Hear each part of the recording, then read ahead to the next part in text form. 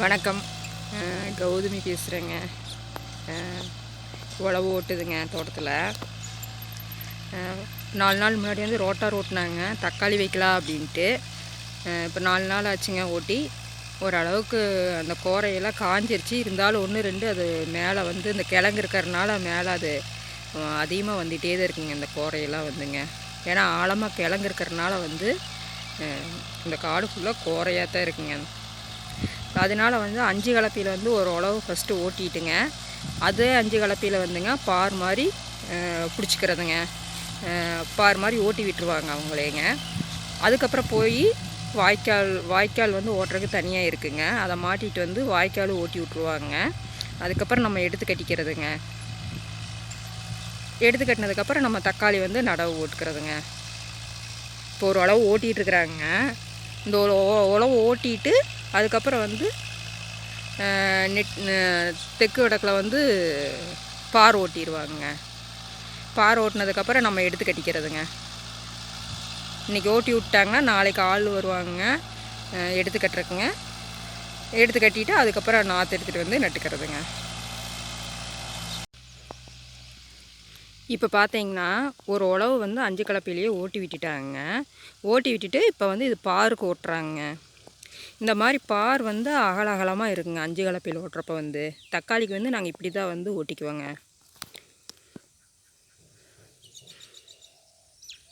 இப்போ அகலமாக ஓட்டுறப்ப என்னங்கன்னா தக்காளி வந்து கொஞ்சம் தொலையாக நடணுங்க. நட்டோம்னா அந்த செடி வந்து அந்த பார் மேலே வந்து விழுந்துருங்க.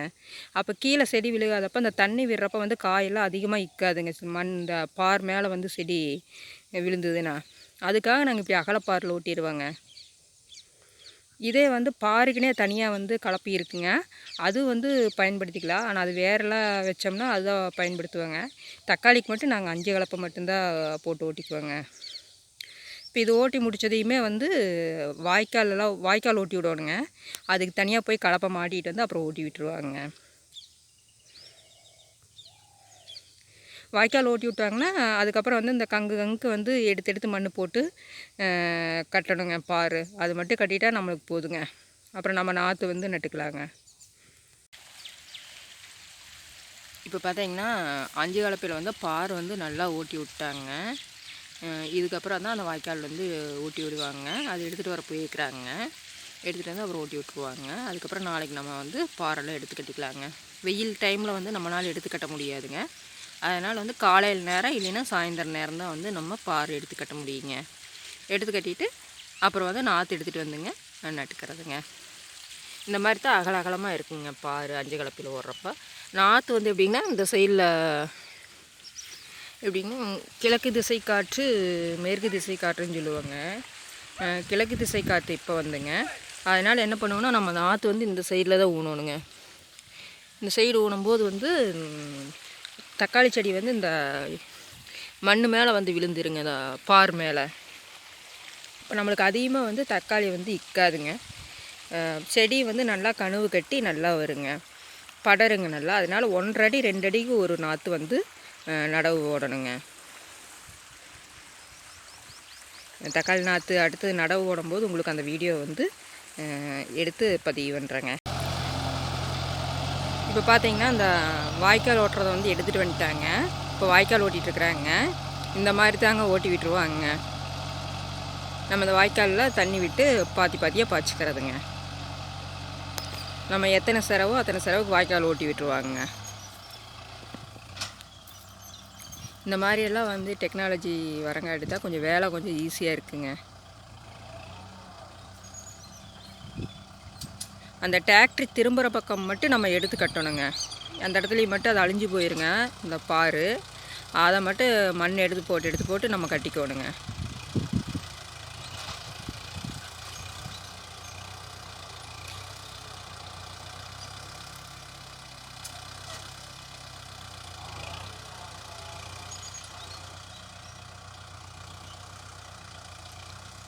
இந்த மாதிரி வாய்க்கால் சிறவு ஓட்டி விட்டு நெட்டுக்கு ஒரு வாய்க்கால் ஓட்டிடுவாங்க. அதில் தான் தண்ணி வந்து இந்த வாய்க்காலுக்கு பாஞ்சிருங்க.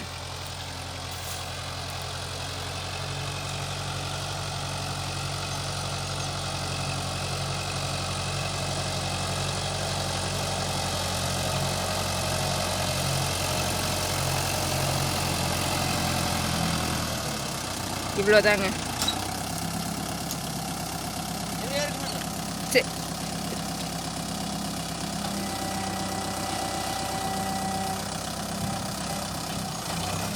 இந்த மாதிரி வாய்க்கால் இந்த குட்டை ஃபுல்லாக வந்து ஓட்டி விட்ருவாங்க.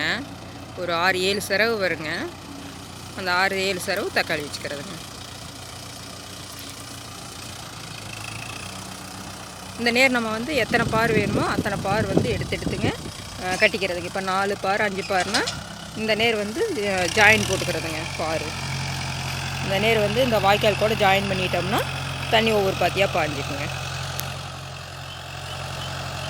இதெல்லாம் வந்து உழவு ஓட்டி விட்டுட்டாங்க பார் எடுத்துக்கட்ட.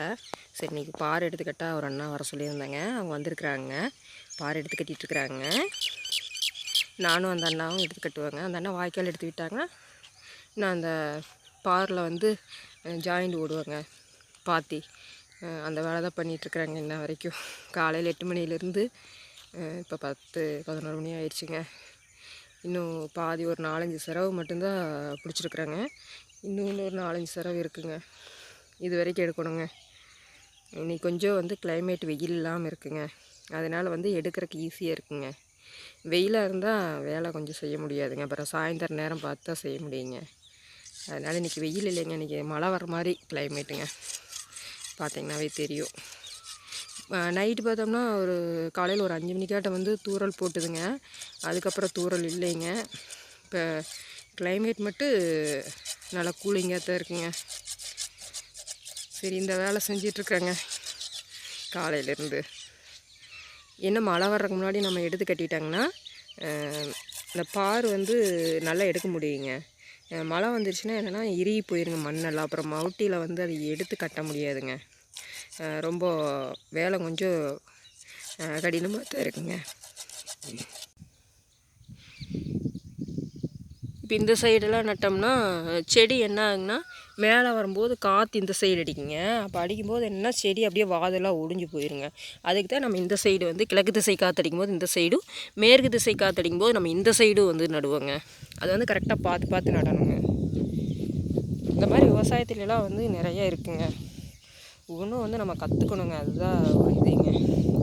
அப்புறம் களை வெட்டலாங்க. நம்ம நாற்று நட்டதுக்கப்புறம் களையும் வெட்டலாம். இப்போ உள்ள களைக்கொல்லின்னு சொல்லிட்டு அந்த பூடெல்லாம் வந்து காஞ்சி போகிறக்கு மருந்துகள்லாம் நிறைய வந்துருச்சுங்க.